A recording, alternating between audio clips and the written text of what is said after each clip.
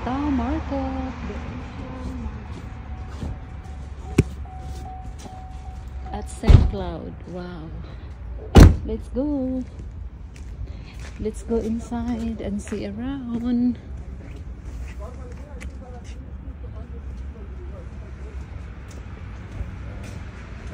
He wants me to do a grandparents' day on When? My music, guys. Kaya voice over. Enjoy watching, guys. This is it, Asian store in St. Cloud, Minnesota, USA. Enjoy, guys. Asian store, so many.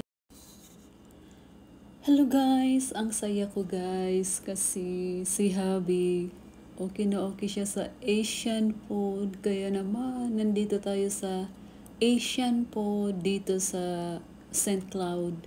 So, ang name ng Asian store ay Tao Market. So, meron na siya lahat, guys. Merong isda. Yan, bumili ako niyan, glutinous rice. Bumili ako ng bangos na marinated from Sarangani province, guys. Tapos bumili rin ako ng dumpling at saka lumpia wrapper, kasi gustong-gusto talaga ni Habi kumain ng spring roll. Dinadala kasi niya yan sa work niya. So, by the way, guys, nag-voice over tayo kasi may music po yung store. Kaya naman, voice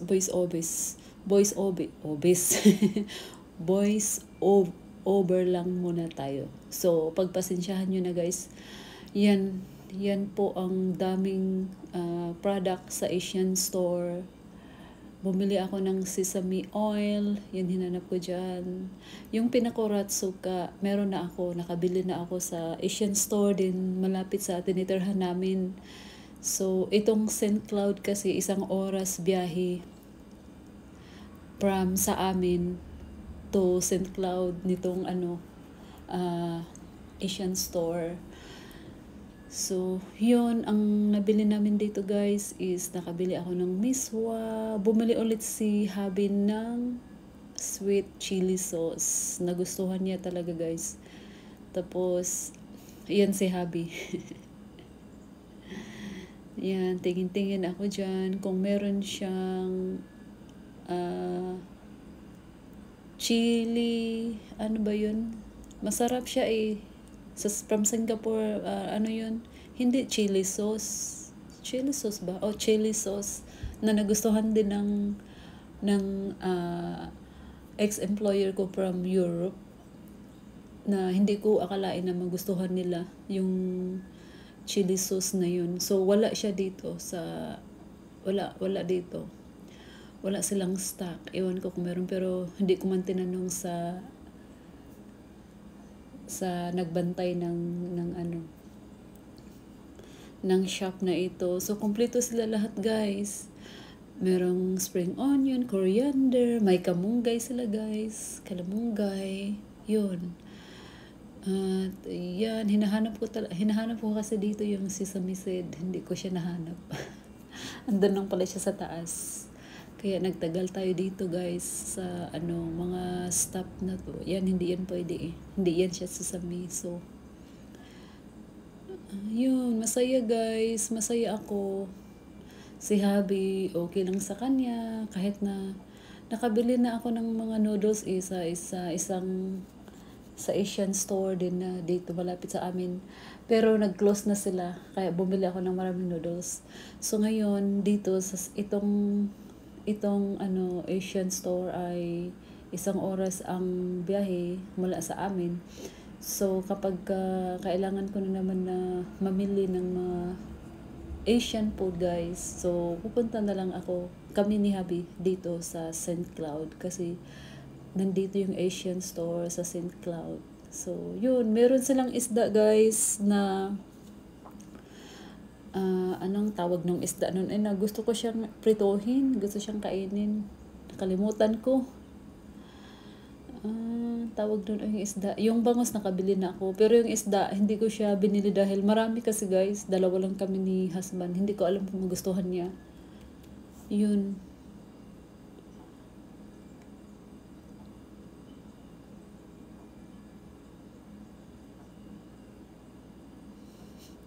Na-stuck talaga ako dito sa ano. Kasi hinahanap ko yung sesame oil. Hindi ko nakita. Tagal-tagal ko dito.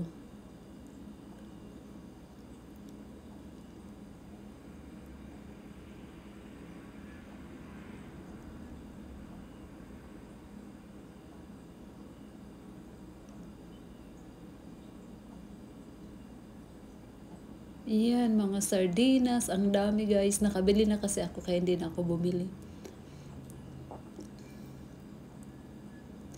Bumili kami ng dumpling. Masarap siya. Yan, tumingin si husband ng kawali na yan. Oh. Wala kasing takip. Kailangan kasi yan ng takip.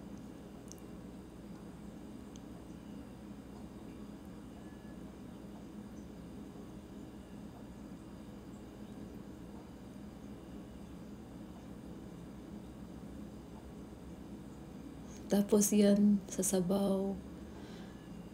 Yan, oh, kaya hinawakan ko, di ba? Yung kawali gusto ni husband. Ako lang yung nag-control kasi saka na muna guys pagka hindi na short sa budget. Yan, mamili tayo. Yan, kailangan namin. Pero hindi kasi siya, plastic kasi siya guys, hindi siya ano.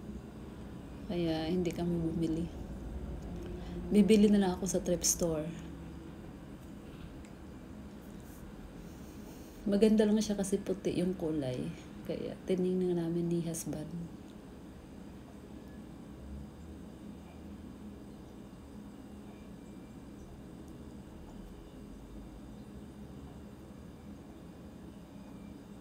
Yan, hawak namin yan kasi syempre kapag nagluto kami ng ulam, ilipat na siya dyan. Dapat no.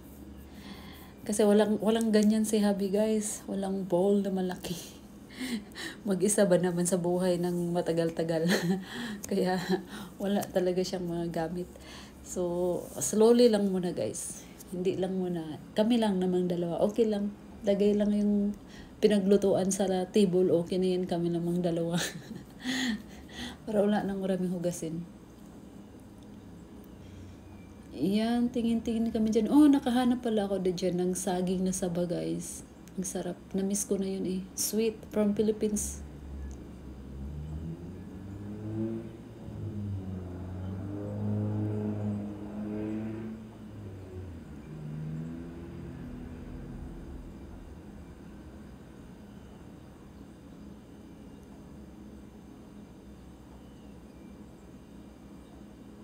Iyan, pansit canton.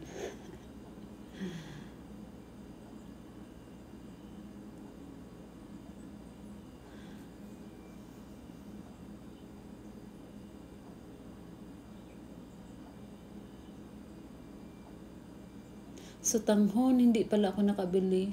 Kala ko nalagay siya sa cart, guys. Wala pala. Wala akong sutanghon. Miswa lang at saka pansit canton. At saka bihon.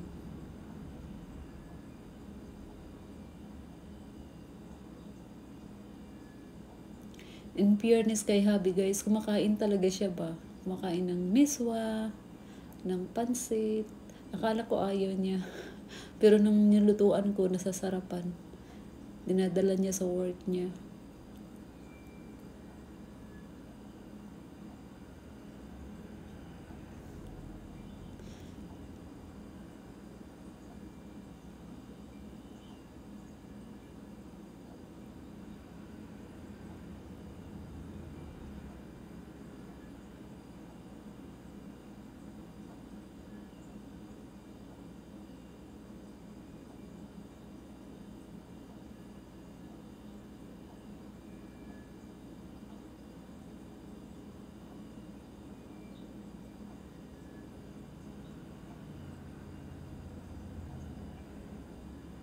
Ayan, bihon. I-mix ko siya sa pansit. Ayan.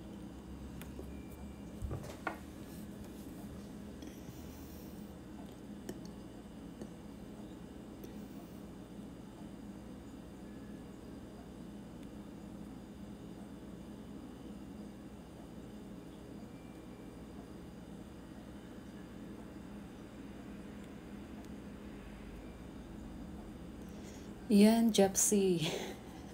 Binili ko siya, guys. Nag-craving ako ng Korean food.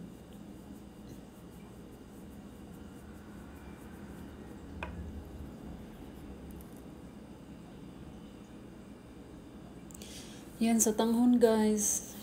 Individual sana yan. Hindi ko siya na nalagay sa card, pero okay lang. Babalik kami next time.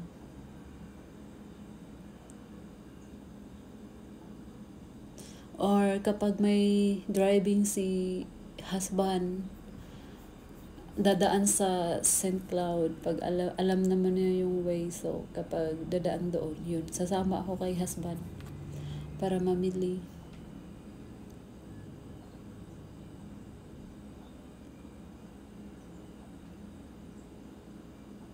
Ulit ng mga Asian store. Ayan, bumili kami niya ni husband, pero yung round 1 ang kinuha ko.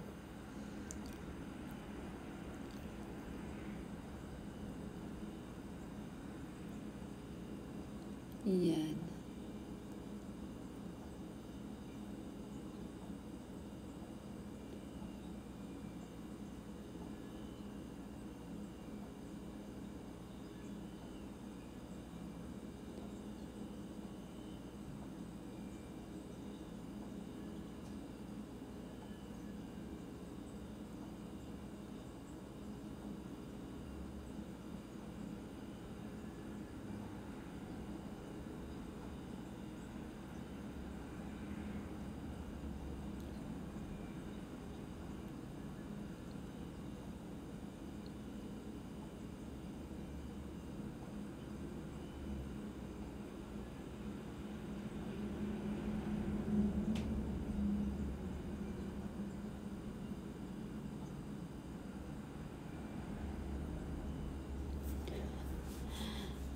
Natagalan.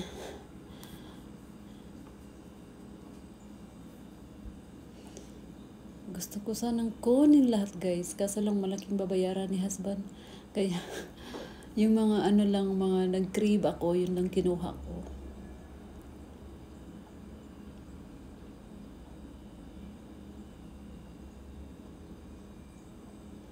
Miswa. Sardinas, marami na ako kasi hindi na ako kumuha. Yan, sabang saging. At saka dumpling. Masarap ang dumpling, guys. At saka yung dim sum. Ano ba yung tawag nun?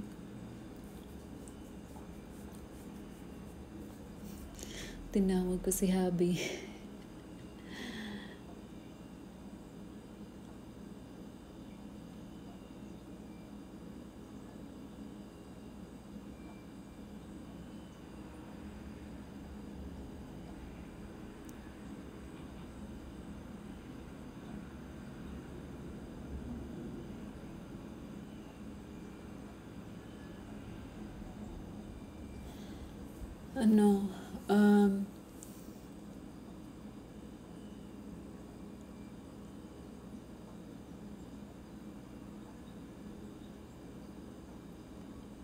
Yan, bumili kami niyan, guys. Siomai.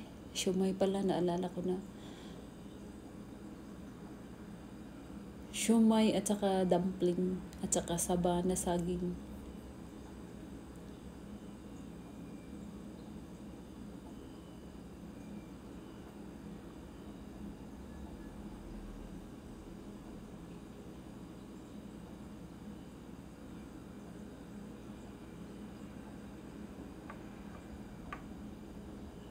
Yan, bumili kami ng spring roll wrapper. Yan is Vietnamese wrapper siya, guys.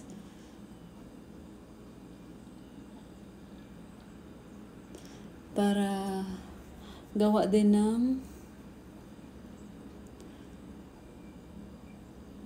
Vietnamese wrapper, Vietnamese spring roll.